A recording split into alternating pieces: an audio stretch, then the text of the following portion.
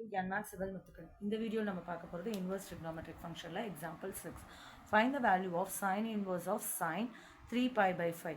So, sine inverse sine போட்டு நம்ம 3 pi by 5 principal value எழுதுனா இது வந்து என்னவா இருக்கணும் நம்மளோட இன்டர்வல்குள்ள வரதா இருக்கணும் பிரின்சிபல் வேல்யூ எடுக்கிறோம் அந்த ரேஞ்ச் இன்டர்வல்குள்ள வரதா இருக்கணும் ஆனால் 3 பை பை 5 நம்ம கட் பண்ணால் அது 90க்கு மேலே போகுது ஸோ இந்த ரேஞ்ச்குள்ளே அது வரல ஸோ அதனால் நம்ம என்ன பண்ண போகிறோம் சைன் தீட்டாவை சைன் 180 மைனஸ் தீட்டான்னு எடுக்க போகிறோம் அதாவது பை மைனஸ் தீட்டா ஸோ அப்போ நம்ம எப்படி எடுத்துக்கலாம் sine inverse of sin pi minus 3 pi by 5.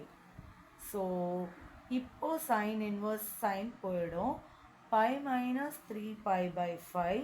LCM எடுத்தா 5 pi minus 3 pi divided by pi. 2 pi by 5. இப்போ இது இந்த ரேஞ்சில் வந்துருமா அப்படின்னு கேட்டிங்கன்னா வந்துரும் வேணா செக் பண்ணி பார்த்தீங்கன்னா 72 something தான் வருது ஸோ இந்த ரேஞ்ச்குள்ளே அது கவர் ஆகிடும் ஸோ ஆன்சர் 2 pi by 5